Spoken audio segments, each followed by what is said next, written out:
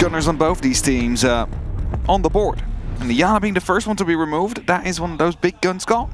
I think that's the thing about Coast, is I really enjoyed how NA played it. Are we going to see a Lion removal here? Are we going to see something that limits the pace that Soniqs can apply on their approach here, just to sort of slow it down? There it is. And that's sort of the point I was making, is because for a region, when Coastline started to sort of come together, Lion was one of those big draws. I remember seeing it played a fair bit in NAL, and they would use it to just do these really, really quick, aggressive pushes onto a map that is so easy to push into. Valk, that's a pretty standard, pretty familiar removal here. Obviously limits the intel game outside those square 4 walls. And all the not too surprising. Yeah. Last one could be a plural of things. I wouldn't be surprised if a mirror even gets taken out. There's also an operator, of course, that is quite valuable on some of the sites here on Coastline. It's going to be a visual instead, however, so the Soniqs, they want to make sure that their drone game will be accurate, that they don't have to guess whether or not the player will be in the top floor or below or even in the room next to them. Want to make sure that their drones will be on point, as they potentially will lead their spearhead into the defenses of NIP. So, just before we get too deep into this, let's give you a quick little rundown. Now, the game that's obviously happening on the other stream, M&M versus Empire. M&M currently sit in 4th place. They still, both these teams have 2 games in hand. M&M, they're at the top of the board. Empire even, they're at the top of the board. And if they beat M&M, they solidify themselves. They're pretty much locked in. NIP, as you said, they're on 4 points right now. Sandbox, they're at the bottom with 2. But Sandbox hold the head-to-head. So, if Sandbox get an OT win, technically tomorrow, then they will beat NIP, assuming that is the head-to-head as the most prominent marker. NIP, if they can get the full 3 points from this, their last chance to get any points, they have that security, they have that safety. There is then no way, really, I believe, for them to be overtaken. No, they will be safe and locked in. Yeah, and that is going to be their goal. They want to make sure that they have that lock-in ready to go for. And that is going to be their aim for this game as well. Now, still plenty that will have to happen. 2 maps need to be won, and, you know, as you said, preferably they'll win at 2-0 to get the full 3, which would be Coastline and Clubhouse. I'll be taking on the Soniqs here as we speak. Starting off on the Coastline, it's going to be that aggressive start to the series, I would dare to say, and you know, that might set a tone for the rest of this series, for the rest of this matchup. Because on the other side as well, of course, we could see completely different games coming out here and there. It's also worth mentioning, obviously, Soniqs, they are also on 4 points. Both these teams have had a similar sort of run at it, apart from NIP obviously suffering the loss that they had against Empire, and Soniqs still have M&M to play tomorrow. So they have a last sort of ditch moment, and obviously there's a result that might change things on the opposite stream, but for now we get into this, and they get into Psycho. Suffers that first sort of approach here. As I said, there's a lot of pace that comes through from these sort of pushes onto Coastline. There is some aggression coming across Hall of Fame. They're looking to try to dip dive their way above the site. Here it is Coast, it is Kitchen, it is Verticality that is a lead-in for a lot of teams.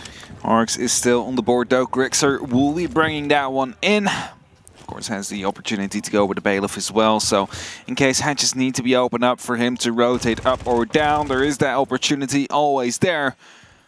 He's currently roaming around the billiards area, just holding some long angles into VIP, because as you said, that verticality is going to be the name of the game here. That will be where NIP will most likely focus on to try and, well, force these Soniqs players out of the actual site so they could go for a safe plan. Currently only Super inside this side. There is 2 players close by. Rexon near security. Kanzin, of course, in the back on that hallway near the blue bar as well.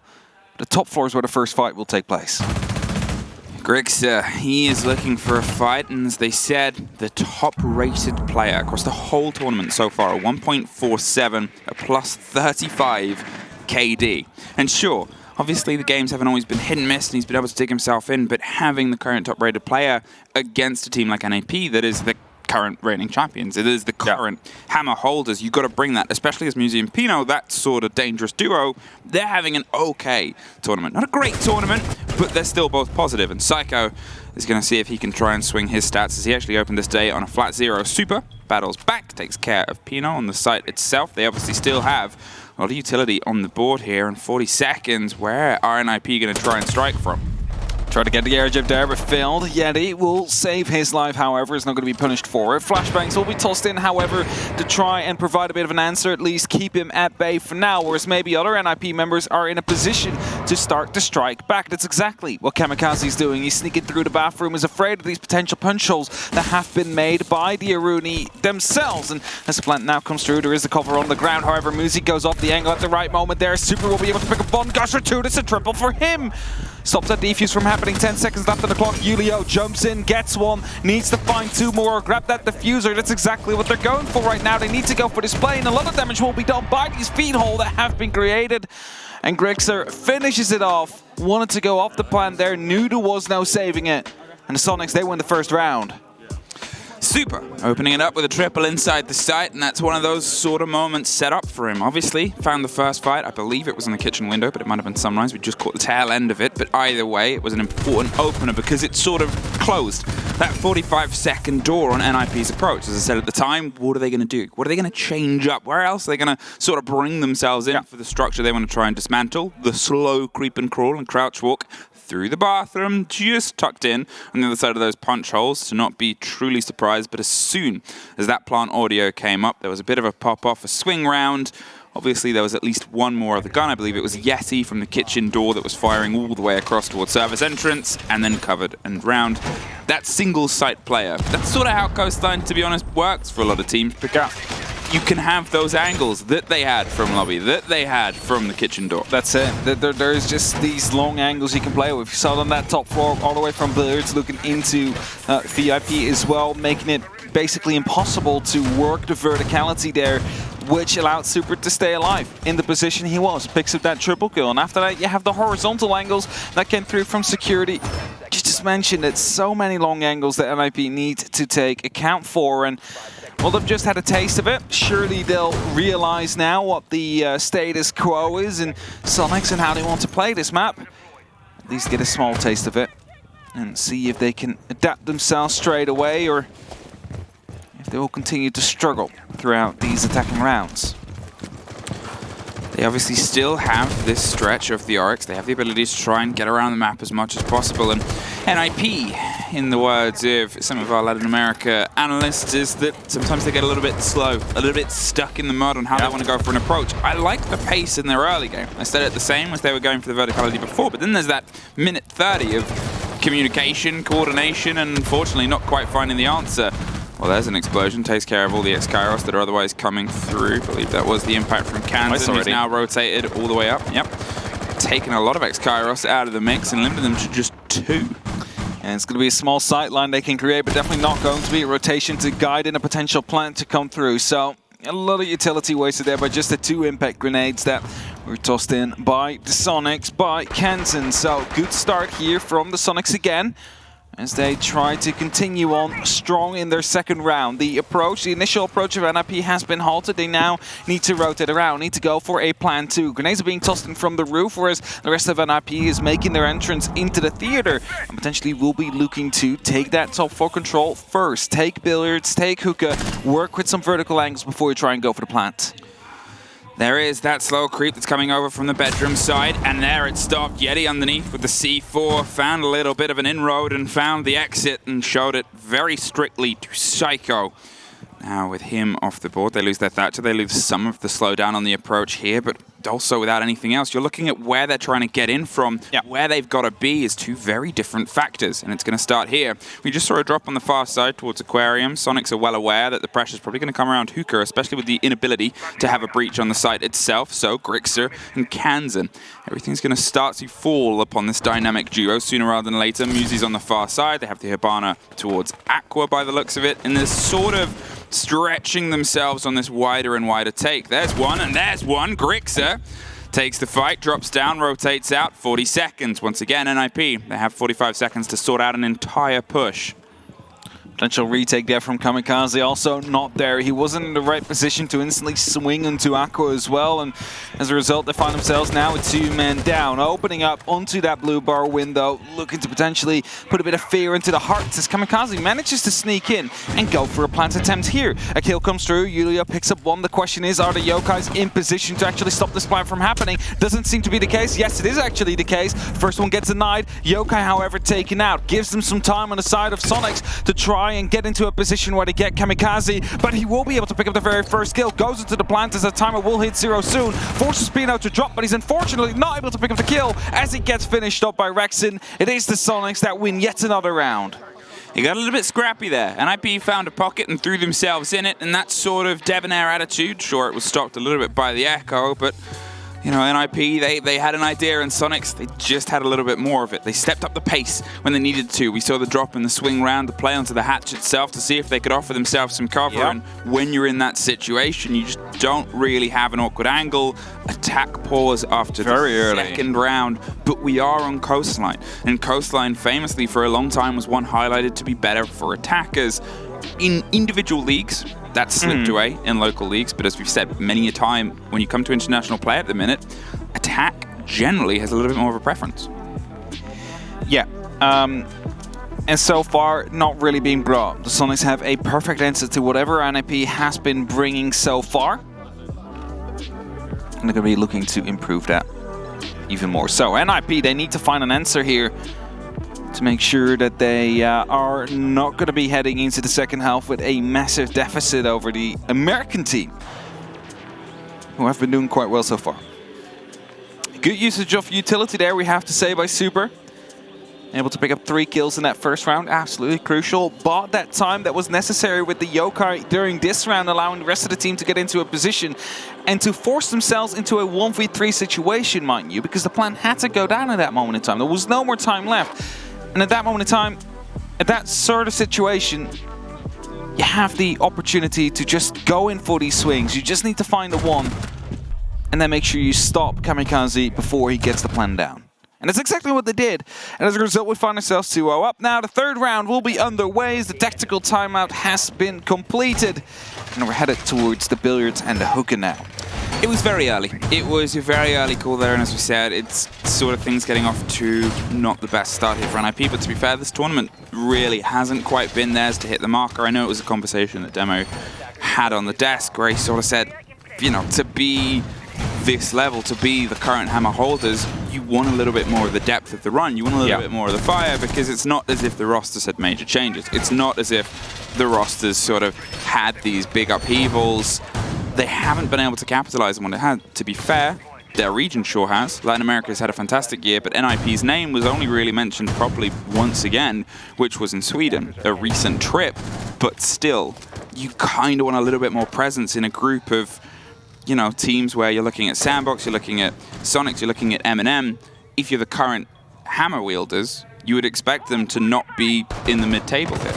Now, you would hope them to be the team that will be topping the charge to go for another run through the playoffs and potentially fend off any potential challengers themselves. But well, they might have to rely on any other Brazilian team to do that for them if they don't make it to the playoffs in the end. And that is a situation that we seriously will have to discuss if these games will not be won by the side of NIP. The Soniqs have an opportunity here to basically take it all out of their own hands to make sure that NIP will have to wait and see what the opponents in their groups will do to see whether or not they'll proceed to the playoffs or not. And that is not a situation they will be comfortable with. They will want to have it in their own hands, and that means they need to get a win here.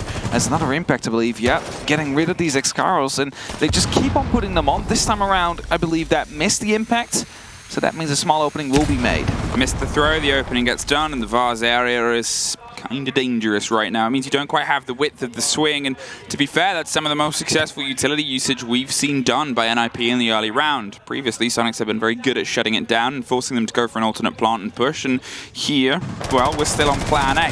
You just got to make sure that that train, that keeps about a momentum. They've got themselves set up here towards Aqua. They've got the dangle on the big double window too. They're trying to force themselves towards this default push. I guess they might just be seeing if they can weigh up a pull, because that's the sort of rough part of Coastline, is limiting rotations.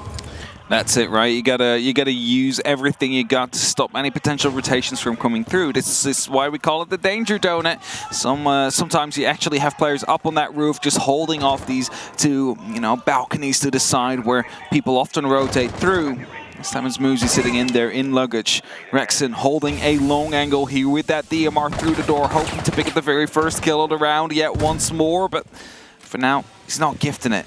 Kamikaze forced back by the smoke that was tossed in by Super, and he continues to challenge this. He might lose his life as a result. Actually, almost does. Takes about 90 hit points of damage and will just survive.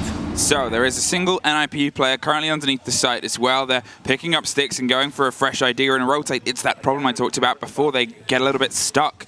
They get a little bit sort of lost in the momentum. Kamikaze finally finds that first fight here, and NIP's got to move behind it. Super, he's looking for the spray. The diffuser's gone cold outside. Pino is down. Kansan is able to get Julio on the window as well, and Muzi's isolated here. The backside of luggage goes his way, but 10 seconds, no diffuser in hand. They've got to try and sprint across Malusis and Banshees and everything else. They're not going to be able to make it to that kit in time, and once again, time has just entirely slipped away from a stalled NIP.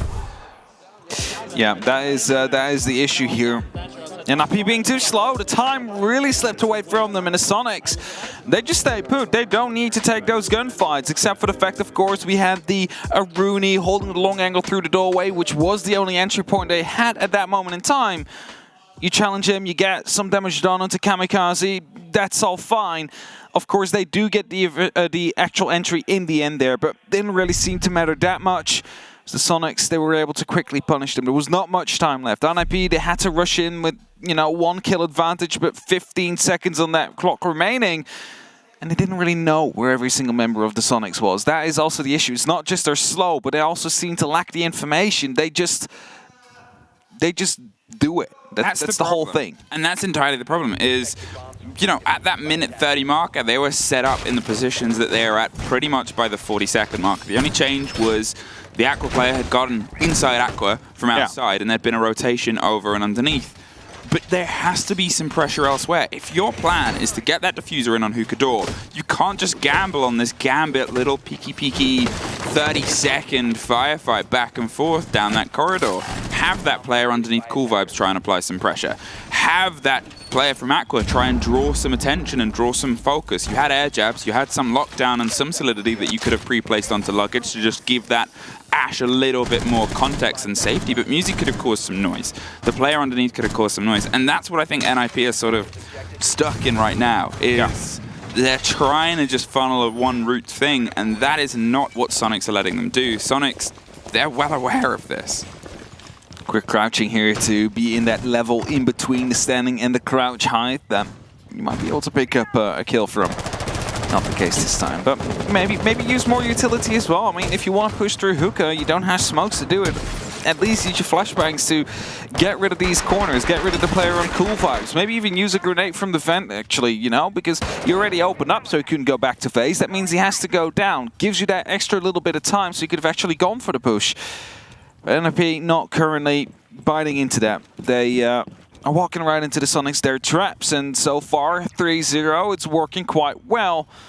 Of course, they continue to try and improve on their current scoreline. They want to also secure themselves for a playoff spot. And make sure they do that with the most fashionable way as well. Lamborghini doorways being droned out there on the front side of the lobby site as Pino is trying to crack their way across the top. They've burnt that gate. Made sure they've got it jabbed and ready for a run-out potential, and Rexon's going to see if he can actually have a response. He hears some of this pressure coming. A bit of a pre-fire as Psycho goes for a swing, but again, nobody else is currently there. Rexon's just sort of sat, tucked in on the safety of the corner, waiting for somebody to potentially try and descend on white. It's a drone that he sees and stop first, but he can just move off to security.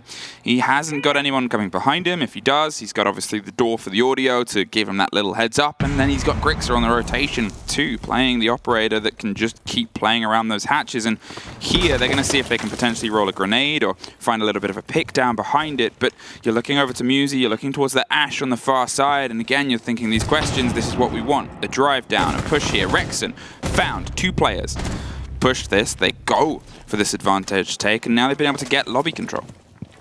3 drones left in the meantime for NIP as they do get the opening frag, and that means that that is the amount of information gain that they have left to try and go for a final push with in about, well, let's say 20 seconds from now. That's when it needs to hit, but Psycho already really deep inside of the server's entrance here. Super takes some small amount of damage as well. Psycho just changes the angle at the most unfortunate amount of time. He spots out the back right there, but unfortunately gets picked up by Super, who goes for a great double kill. Pino gets picked up as well as Kamikaze in the sight right now. Yeti does realize, but is not able to quite hit the flick.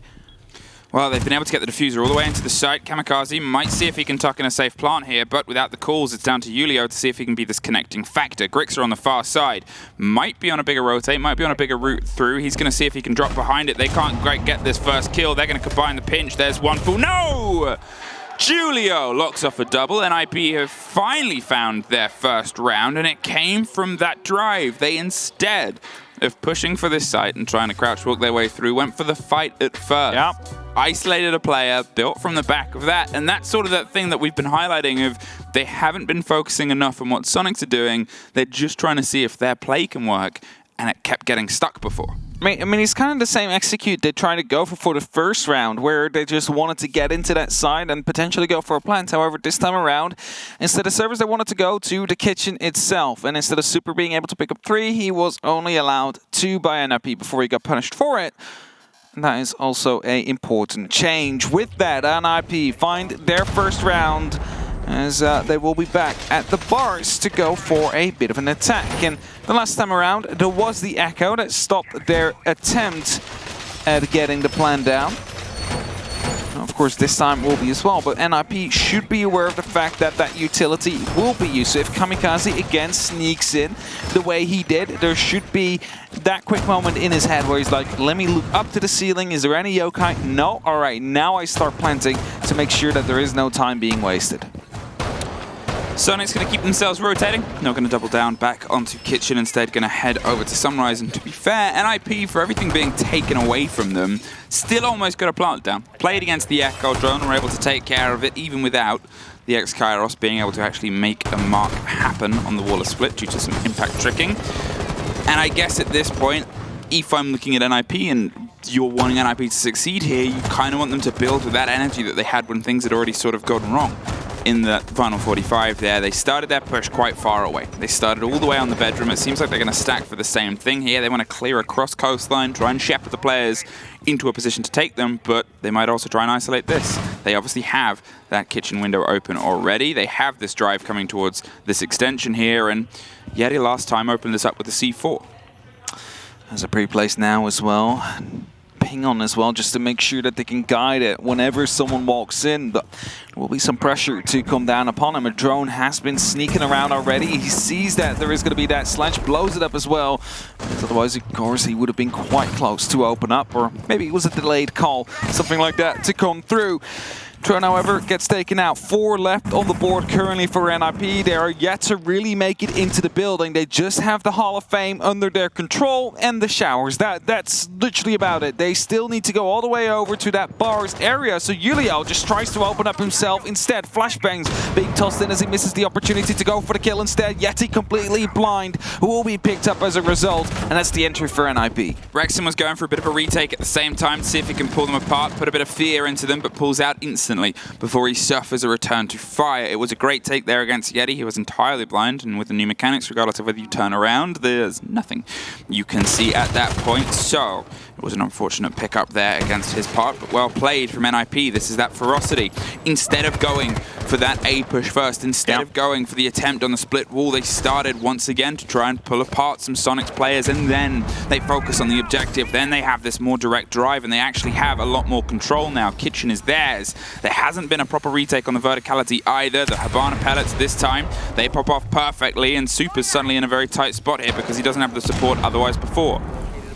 Missed the impact there, but that is good for the side of Soniqs. It hasn't been completely opened up. I think that will be a false over if they want to get in, and that means it's going to be a tricky animation that the player Kamikaze will be in. Kamikaze does, however, take down Super. That is a very important player. As the Echo off the board suddenly gets another one as he picks up Rexon, and now wants to make it through to go for the plant as he chooses the door instead. Psycho does go down. They're trying to fight back on the side of Soniqs, but 45 seconds soon are on the clock. Well, there's a perfect pick back up and a take. The call would have come from that drop down on the window there. And well, it's 1 and 2 apiece. NIP. They've had their timeout. They've been able to take a couple of rounds in a row now. And to be fair, more than the rounds that they've taken, they've been able to have the entry. They've started to get a little bit sharper on it, though. And that's the point that I still want to sort of drive home is that's what they've learned. Up to Penthouse and Theatre for the first time today. A site that, with a mirror on the board, actually has some preference, has some use for a lot of teams. Yeah, for sure. It was also one of the only operators that truly made it viable back in the day, this site. Then the operator bans came along and suddenly we never really saw it anymore because Mira was never to be seen. Up until recently when other operators started to get the preference over the ban, such as a Valkyrie, often a Kate as well, if there is a lot of hatches on the board and the Thatcher got removed. So slowly but steadily we started to see more mirror windows again, and this is the season that lies dear to my heart, Velvet Shell. I love playing Mira. Yeah. You can just redesign every single site just how you want it, because suddenly there's extra sight lines that are one way. That's just beautiful to play with. So I always enjoy a cheeky mirror window.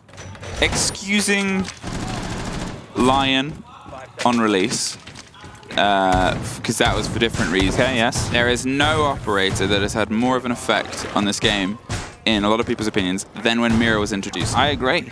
Because what she did was she revolutionized the way that you could stretch sites. And obviously there's other operators that have added into that. You have obviously Aruna Gates and you have that sort of meta that's developed over the past year. But Mira, when she was created, created a whole new element to Rainbow Six Siege. Lion, same, that was a bad element. that was a bad change. We don't talk about Lion.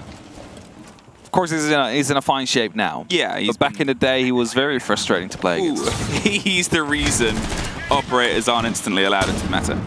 No, definitely true. He had quite a ripple effect onto the Siege scene itself. That grenade will take... Oh, no! He rolled just too far, got into the ADS, and that means that the Goyo Shield, the Mute Gemmer, and the ADS stay up. I was going to say, he's going to take out so much utility.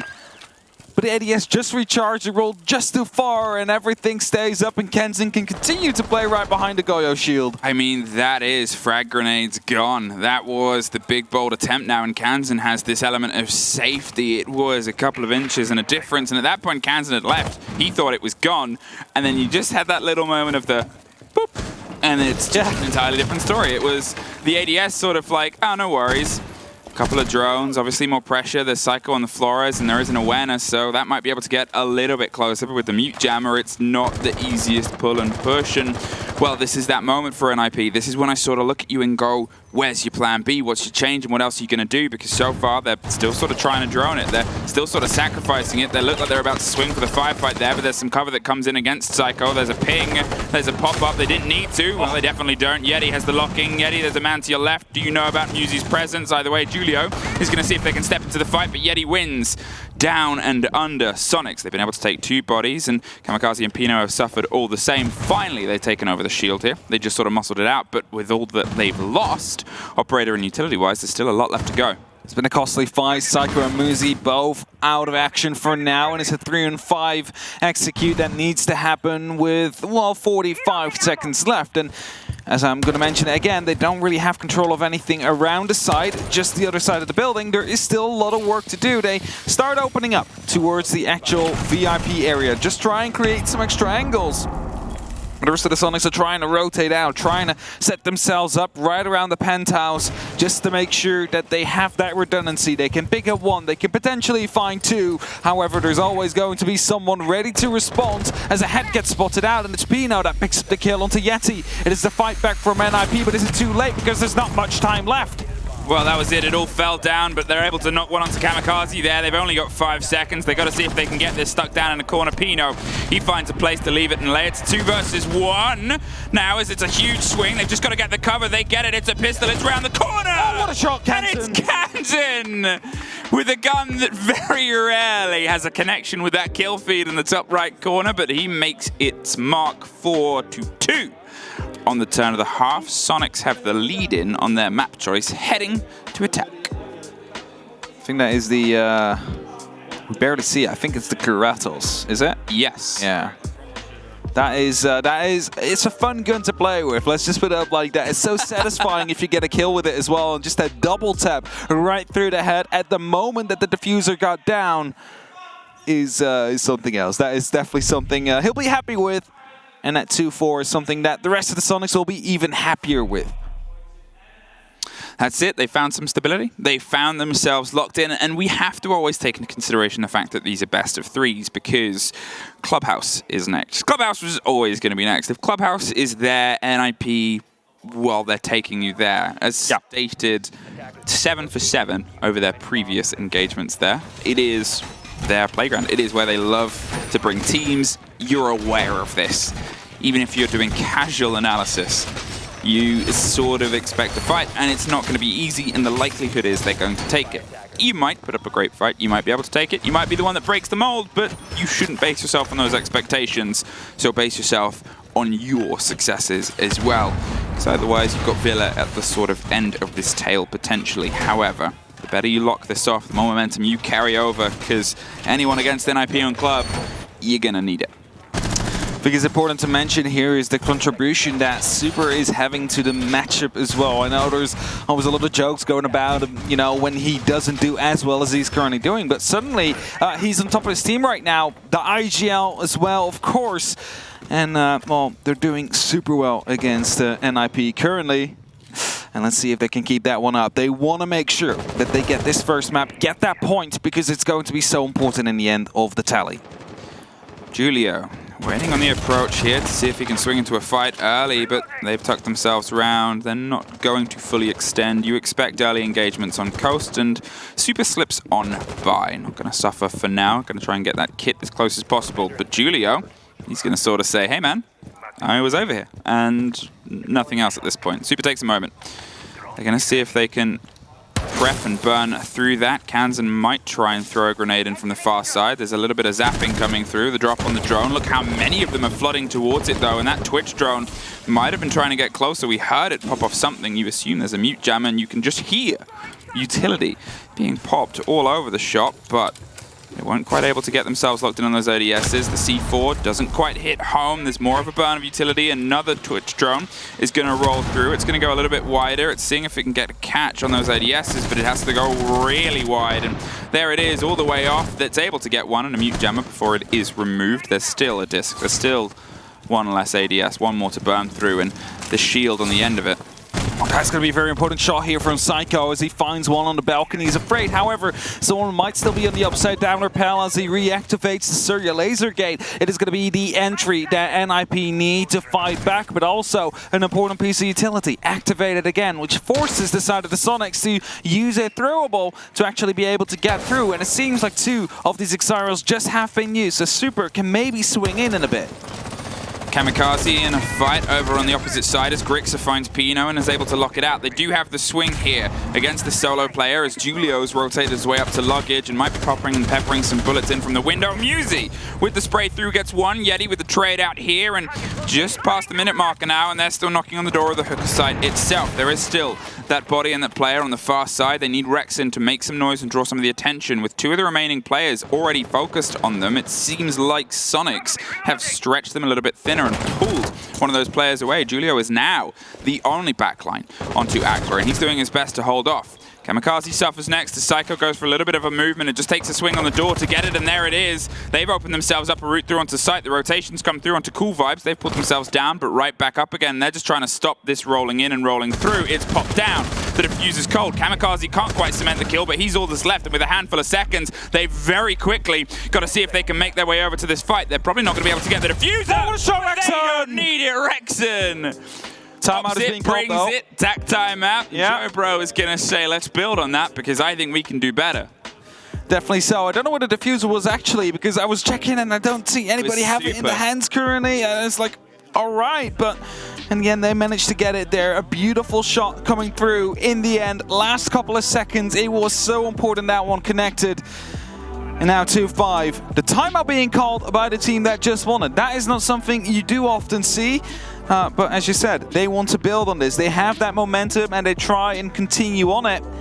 because it didn't have that opening kill, and NIP was fighting back. They were taking skirmishes all over the map and going aggressively. Luckily this time they had the answer, but it's not certain they might always have. So possibly that's why they call for that timeout, just to make sure that they put things in place to stop them from doing that. They lost sight of a player. They lost sight of a man, and that almost cost them the round. And that's a risk that they don't want to keep having, because in their books, what they do best is control intel, control information. It's the calls that Super makes that everybody reads from across the room. You know where people are. That's his game. That's what he brings to this team. And him sort of being a bit of a step back on that, which almost cost them a round, they're not happy about that, because as soon as one of those slips away, well then you're in a bit of a tricky territory. So here, 1 round from being able to lock themselves into a more familiar situation of sitting on map point and kind of bringing this home. Is that the difference? Is that the pace that they wanted to reapply and make sure they kept a handle on it? Big question, which we will not know the answer of until we do ask Joe Bro. Pretty sure he would even give the answer for it, as long as we don't share it to everybody else. Yeah, well, I mean, I think that's like the trust pack. Yeah, exactly. So even if we would know, we won't even be able to tell you, so I'm sorry. Either way, 2-5.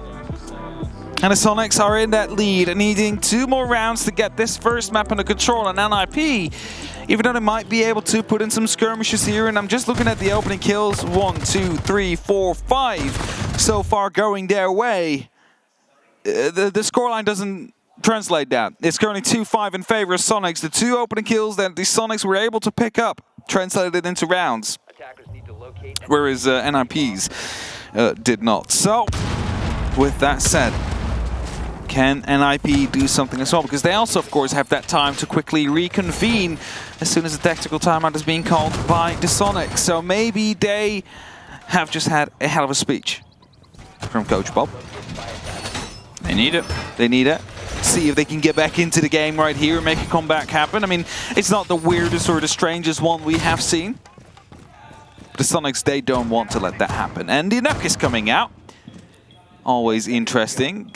You said they want to control the information game. Any cameras that might be left up will not pick up on the silhouette of the Nuck. It's worth pointing out in amongst this as well, if we're going to talk about the start of this for NIP, and although Soniqs have a game in hand tomorrow, if Soniqs secure 1 point and they put themselves onto 5 points, because they have the head-to-head win against Sandbox, they are automatically qualified. They have it. They have it. That's all they need. They just need 1 point from today to escape the group phase. Now, the difference there is NIP do not have the head-to-head against Sandbox. They lost that engagement, and that adds a little bit of mystery. That adds a little bit of fun.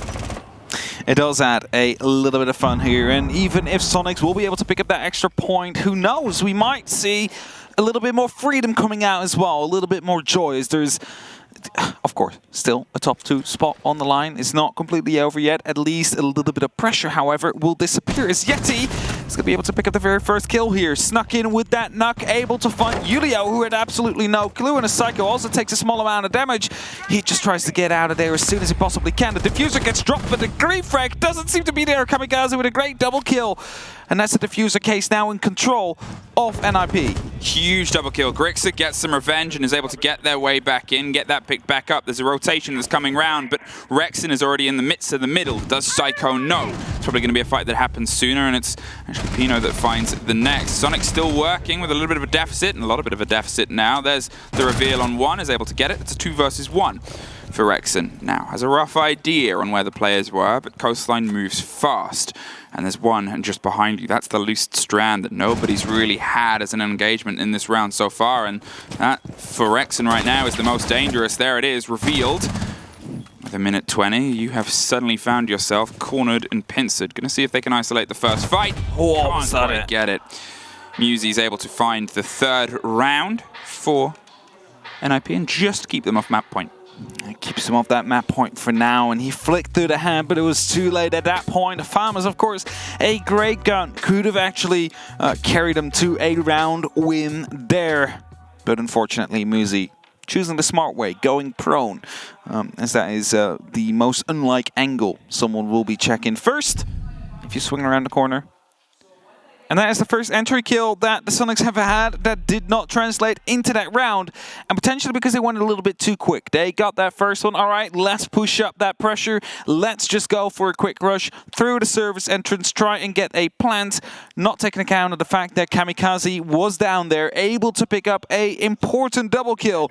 And with that, take diffuser control. That's the important part, because when you have that, you start playing around it. People coming from the lobby, all right, we'll watch that passively. They can otherwise come in from the doorway. We'll put an angle on that as well. That is literally the two angles they can come for if they want to grab that diffuser.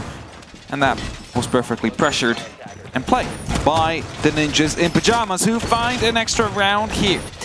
And it could always come down to round differential in the end if you end up in a three-way tie where you hold the tiebreaker over Team B and Team B holds the tiebreaker over Team C, who holds the tiebreaker over you. So, you know, extra rounds could always come into play in the end of things. I know it's a bit difficult to talk about it like that. We do not have a graph, but believe me, every single round might count in the end. If you want an example, you should, after the 6th Invitational, go rewatch the Mexico Major with Team 1 and Cyclops as an example. They'll show you exactly why. Rook has made his presence known. Not the most common operator nowadays. Obviously, they're sort of, you know, the body plates are there. There's still one on the map as well. It isn't the most sort of frequent that you bring in terms of an engagement, but if you like the gun, well, I guess you'll see if you can try and make it work. Pino is looking for the fight here onto the service door, and woohoo, bit of a jiggle either side. Kansan was looking for it. Rexon is the double up this time with Super on the far side with the plant itself. A grenade is going to bounce its way all the way over to the top. It forces him to the other side. They hope that they could get the pre-fire. There's the reveal. They don't just have the width on this engagement. The drone goes through. And he's wasting a lot of time. He's under a huge bout of pressure, and you just saw, actually, a split angle start to open up there. They're making sure they have a stretch, and Pino, well, he doesn't truly need it. The Flores is going to force him into an uncomfortable situation. He's able to step himself back. In the meantime, Kamikaze locks off Grixer, and this is so well played here. But, you know, he is truly making sure that they're wasting a lot of time, and that's entirely what this position is for most part, is you want to ensure they don't get kitchen control, sure, but you're so often just a single isolated player. That's it, right. Rexon will finally find him, however, turns it back into a 4-on-3 situation, using his Twitch drone here to now get some information. Muzi still on these wide stairs, the south stairs, trying to play the game on the main lobby, but will be forced to fall back and will take a secondary angle. That allows him to hold that kitchen to stop any of these players from pushing in any further. Well, Super, he's ready to go for the plant. He's ready to put the 45 seconds on the clock. He just needs the support for his team and the opening on the player right behind the bar. Kamikaze, he is just hiding here with that MX-4 Storm. It's a great gun. You are probably not going to be outgunning it, and as our C Retiros are being used to get rid of further pieces of utility, also get some information. They now know of two of these positions of the NIP players who are afraid of potential verticality here as Rexon takes a lot of damage, tries to go for the repeat somehow, but loses his life as a result. Muzi has just sort of been on this back line, and yet he can't quite get the connection there with the player. Super finds Julio. In the meantime, can't quite get that, and the trade is set up. The pick back up by Psycho there puts it into just Yeti versus the world right now. Is able to recollect the diffuser and just sees a sliver of a body round on the backside. Pillar sprays through, gets the kill, but there it is. That trade game, consistent from NIP. They made sure there was always a second body to lean into those engagements. And as I said before, they had the support line and structure that Coastline offers, but they've brought it just within one round, 4-5 here. Soniqs still just swaying underneath that map point. Yeah, just still trying to get to that point. I mean, they did use their tactical timeout already. You might ask, why wouldn't they push it now? Because it's getting quite close. They used it after round 7. The last round, they themselves won. After that, NIP able to strike back. I said it to you, maybe they've gone for a hell of a speech and managed to get back into the game as a result. And, well, it seems to be the case for now, at least. Yes, they got quite close against Soniqs. If maybe, you know, he tried to get onto that couch as soon as he get that first kill, but got stuck, wasn't quite able to do that, and that led to his demise in the end there. The Soniqs still 1 round away from map point, 2 rounds away from picking up the very first point. Of course, that will matter in the end for the standings, which would secure them for a potential of, or basically prevent them from getting relegated out. So last time we were here, Soniqs were able to clutch onto the round, but only just, and then they took a team talk afterwards, and since then, well, it's been 2 rounds that have slipped away from them, so NIP utilized that time themselves to sort of rebuild into how they wanted to play this, and, well, those team talks work 2 ways. I'm curious to see what Soniqs decide to do and what they think might be able to drive them in, whether it's just a misplayed big brain to make them stew or not. Either way, 2 going away from them when they're so close to at least confirming OT on their map. This is when things matter the most. They need to make the impact now. The Soniqs need to get a good attack under their belts, otherwise NIP is going to be able to get back into this first map here. If it's back of 5-5, suddenly it becomes a sprint to the end to see who reaches that 6 first and has the opportunity to fight for the clean win without having to go to overtime. And as a result, is basically having an extra life in this game. Tight angles being held here by Pino. Has a shield as well to play with, but flashbangs are coming through. Will be caught off by my magnets, and whilst he still gets blinded, the more important part is that the Aruni gate stays up. That is why the magnet is there, because that gate is there to protect the shield. So there's like multiple layers to go through if you want to get that shield down. And that is what they're currently playing with here on the side of NIP. Julio just locked himself in underneath as well. He just put a soft up onto Sunrise door, and he's going to see if he can sort of say, well, this is my territory. He's made sure that if a fight comes through here, they're not going to exit it cleanly. They're going to make a lot of noise, and there is some of this aggression, but it's sort of this defamation of, you know, or declaration even of, you are not taking over this territory, you are not breaking your way through here. They're going to see if they can start trying to pop here against the hard wall either side of the shield. You can still hear more of these ADSs being burnt, and a C4 is what takes out Super there. Once again, they've been able to net a kill from that window, but this time it's the Habana, and that time it leaves the diffuser cold. Round on the floor, they've got to go for a bit of a recollection here and see if they can try and drive. It's a dangerous spin, just missed the player that slinked through, but there's still discs inside the stairs. That one doesn't quite get the catch all the way. Shield is still up. Every single piece of utility is gone, but the shield is still up. They really need to get rid of that one as Kamikaze's now the first to fall on the side of NIP. It seems like a little bit of a push comes down from the aquarium side as well. A bit of a pinch, as you may, from the balcony and the aquarium. As Rexon, that is now in deep, has to be careful, however, for potential players from below. Yes, there might not be C4s, but a bulletproof cam could give away the information here. As Pino gets yet another kill, finds Stu as he pops up from right behind the bar. No, someone could be popping up at any moment right here behind that balcony, and as Grixer holds a tight angle still, wants to use that drone to truly get the accurate information on where exactly they are around the phase area. Time and time again, we're seeing a burn on this utility, and there is a swing. Yeti was almost able to bite back against Julio, but at this point, he just needs to waste time, and that's what he's done. He's put a bit of a fear into them, pulled himself back towards the side of split. He's just tucked in on the other side of this soft, and, well, it's a pickup, but look at the timer. It's a 3 versus 2. They've still got to get their way onto site. He's just going to have to take a burn, potentially, on this. Going to go for a reload and a bit of a quick push here around the back of the shield. Pino picks up the quad either way, and it is NIP pulling themselves level. Not gifted the ace there. Psycho picking up the final kill, and it's NIP, as you said, 5-5. Very important. Allows them to get back into it. No more tactical timeouts that either of these teams can use to try and flip the momentum back into your own favor. And that means that truly, with the way that these last couple of rounds have been going, NIP is at the better pace right now. They have the momentum. 3 rounds in a row, they managed to get on the defense. The Soniqs not truly able to get a successful attack after round 7.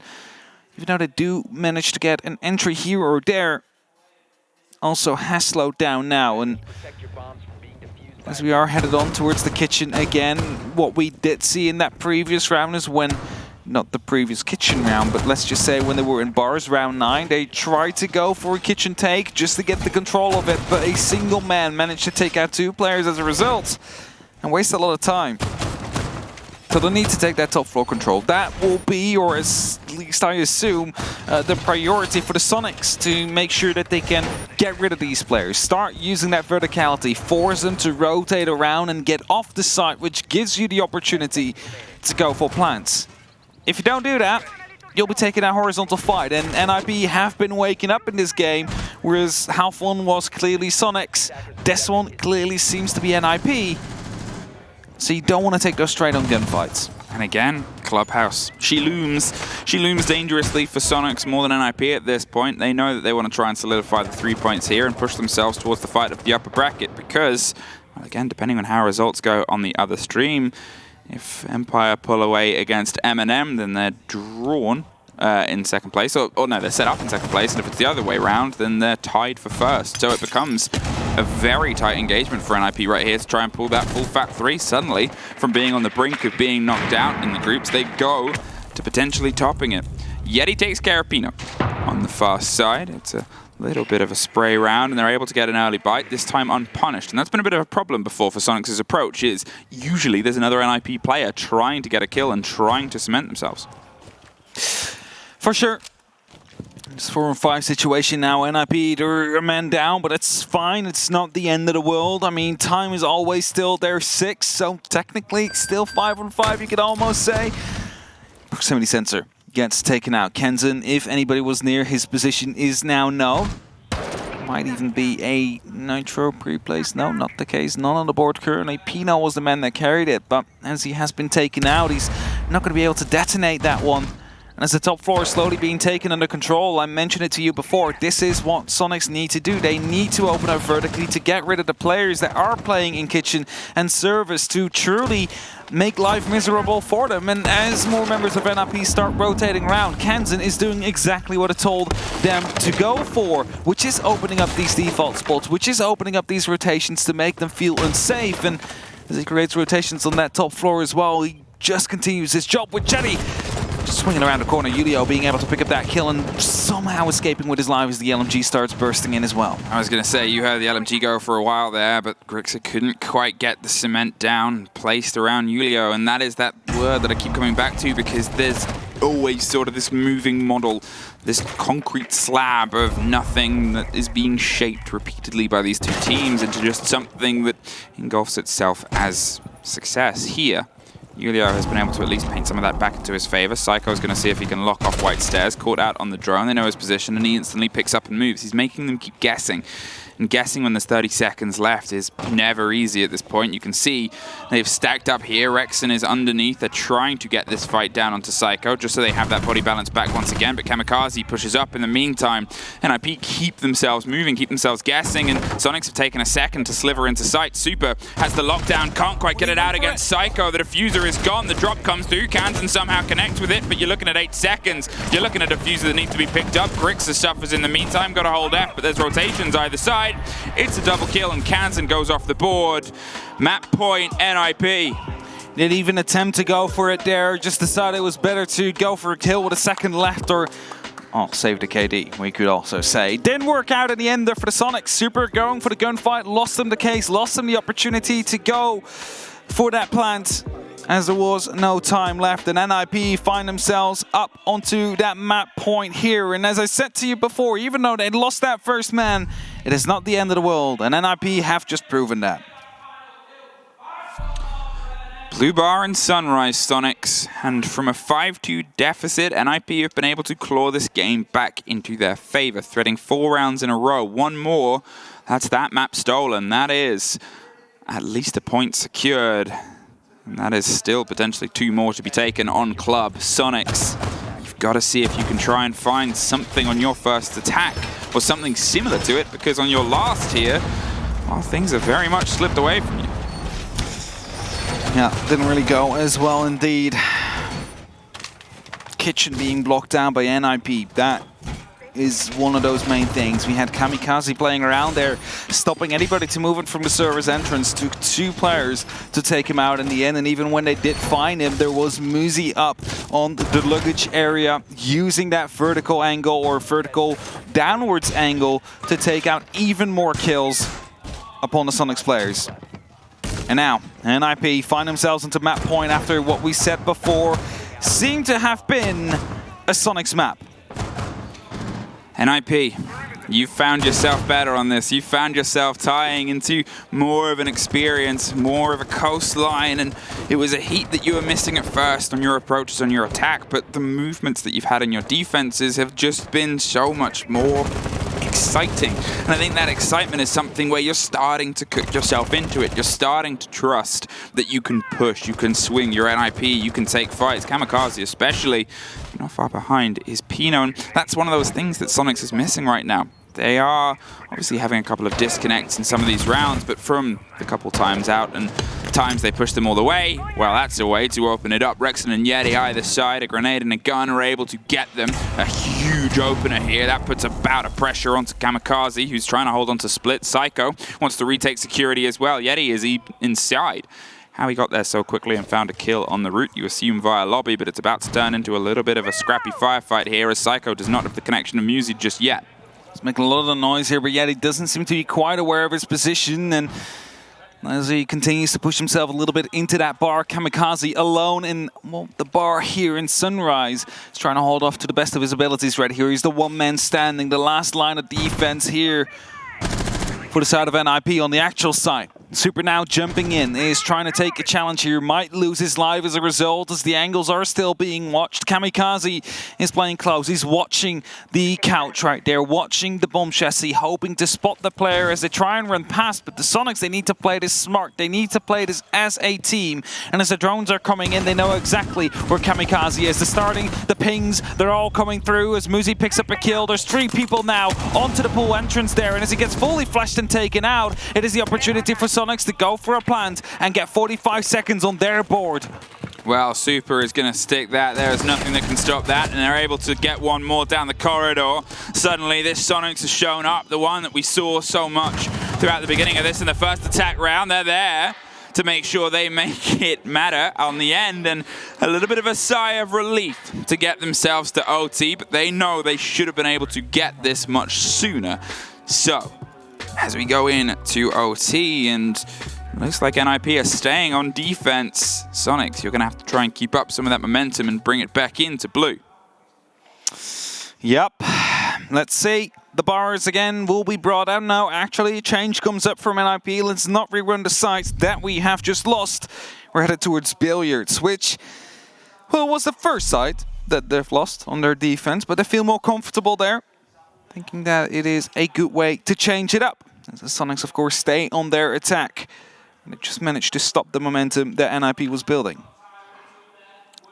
The swap from the Maverick to the Nomad. I'm curious to see what sort of limitations this is. As I said, NIP got braver. They got very mobile. They got very active. They didn't have to do much of that, actually, last time we were here, because Soniqs threw everything into Hookah. They tried to burn those Aruna gates. They pushed as hard as they could against the heftiest bit of utility, which, to be fair, the reason it's hefty is because that's your standard push. But at the same time, I want to see some of that growth from Soniqs. I want to see some of that exploration of the rest of the map. Look at how they opened the previous attack round. 2 different points, 2 different angles, 2 different engagements at the same time. They are a very talented gun team. They just need to sort of have that coordination to carry themselves through, and they need to have that little bit of sharpness across potentially the bedroom where we saw NIP start some of their ingresses. Yeah. I have to say, Soniqs right now quite balanced. Super on 9, Yeti 10, Rexon 10, Grixer on 8. Just Kenzen for now, who's sticking behind just ever so slightly, but it's good to see. It's always good to see a team being balanced out, because that means it's not just one player carrying them across round win to round win, which is sometimes the case, but they're all doing their part and ensuring victory. Now, they need to do it twice more in this map if they want to get that 1 point on the board, and with that secure themselves for the playoffs, whereas NIP, of course, will look to prevent that. And let's see how successful they will be in that journey, because they did just manage to bring a 5-2 to a 6-6, which is impressive. But that grenade is not going to be helping. It's a good grenade kill from Kenzen to start it off with. And this is it. This is sort of what I wanted, is that alternate approach. Here they are, for the first time putting boots on the ground in office. They've not been in here at all on any of their previous takes of this. Rexon picks up Psycho. They've not been holding this angle at all on any of their previous approaches. It is a Soniqs that is sort of changing things up. They're reacting to the play that NIP's doing, and they're setting themselves this net to catch these loose players. It's not just the bolstered work of the Nomad here, but still, can they look towards the Aruni there? Cautious of obviously the punch hole that they made themselves. They drop a drone on the far side, and Julio is actually going to slip himself towards that bulletproof, or bullet hole even. It's not quite bulletproof. It is just a little bit of a crouch. Are they going to see if they can pick up a little bit of information? How long will Yeti wait? You hear a drone buzz, and actually Julio doesn't feel confident at all. Pino gets the first. That brings them back into this round just a little bit here as the time starts running out. 70 seconds on the clock. It's a 3-on-4 situation, and as they dig in deep, Drone will surely be calling out where Julio currently is at.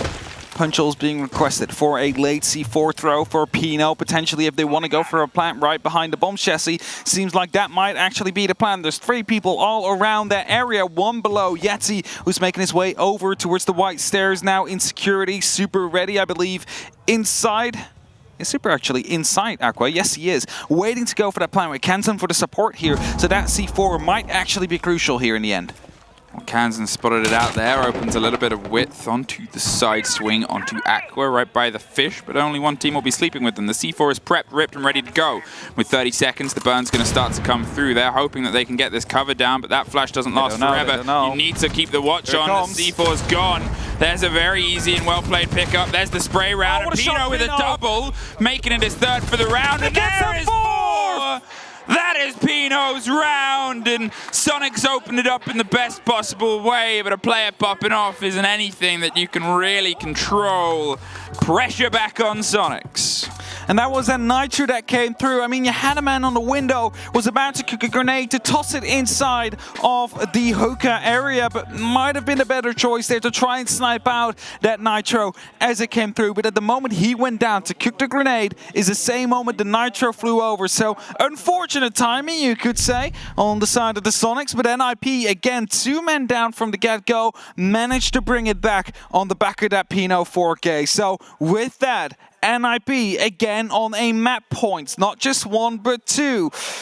It's just a bit tricky when it gets to 7-7 because then it is a double map point. Either team could take it in that moment in time, but there is the opportunity here for NIP to lock it off right now. Pino, 15 kills currently, and that is not too weird if you think about the fact that he had 2 4Ks this game. Just a casual 2 4Ks. Just a casual 2 4Ks, nothing too big. So, if you want to have a little bit of a spoiler to a game that's going on to the other stream, don't cover your ears. If you're the opposite and don't want to be spoiled, cover your ears, because I'm about to tell you the result of the M&M and Empire game. 3, 2, I don't 1. even know it. 2-0 to M&M.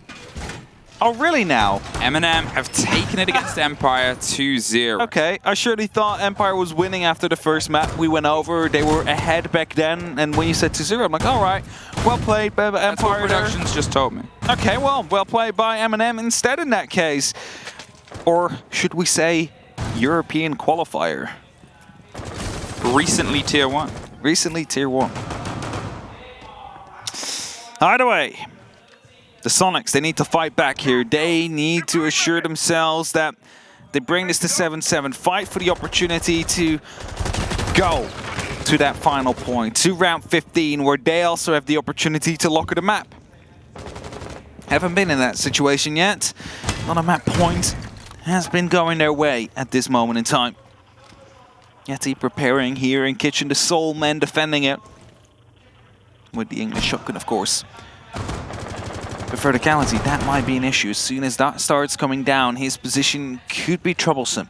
Now, it is not decided, it's not the kitchen that is eventually the goal, so we might not see that verticality coming through. However, it does carry an important piece of utility. It is a Nitro he just tossed and exploded, however, will not find anybody, as that seems to be a concrete floor.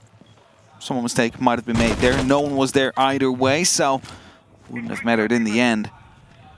By 7-6 right now, it's NIP taking it quite slow. They're taking their time. Muzi, however, is already in at the top of the Cool 5 stairs. He's debating whether or not he should drop down in courtyard or if he should descend the stairs instead.